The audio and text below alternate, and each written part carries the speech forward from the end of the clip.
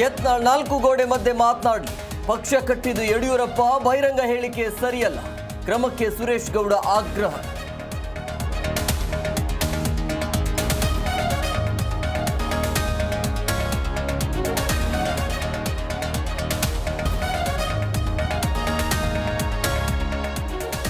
ಪಕ್ಷದಲ್ಲಿ ಎಲ್ಲವೂ ಸರಿಯಿಲ್ಲ, ಮುಂದೆ ಸರಿಯಾಗತ್ತೆ. ಲಿಂಗಾಯತ ಪ್ರಮುಖರ ಸಭೆ ಬಗ್ಗೆ ಇನ್ನೂ ತಿಳಿದಿಲ್ಲ.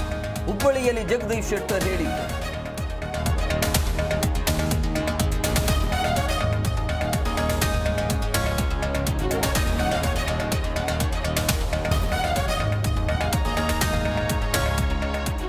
ಬಿಟ್ಕಾಯಿನ್ ವಂಚನೆ ಪ್ರಕರಣ, ಯುವ ಕಾಂಗ್ರೆಸ್ ಅಧ್ಯಕ್ಷ ಮೊಹಮ್ಮದ್ ನಲ್ಪಾಡ್ಗೆ ಟೆನ್ಷನ್.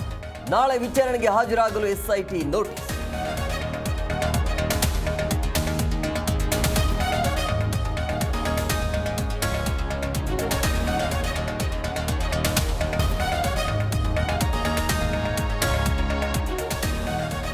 ಬ್ಯಾಂಕ್ ವಂಚನೆ ಕೇಸಲ್ಲಿ ಬಿಜೆಪಿ ಲೀಡರ್ ತಪ್ಪಿತಸ್ಥ.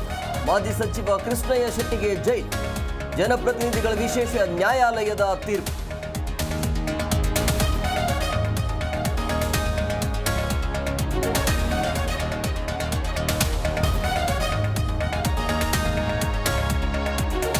ಕೆಆರ್ಪೇಟೆಯಲ್ಲಿ ಕಾವೇರಿ 2.0 ಸರ್ವರ್ ಡೌನ್.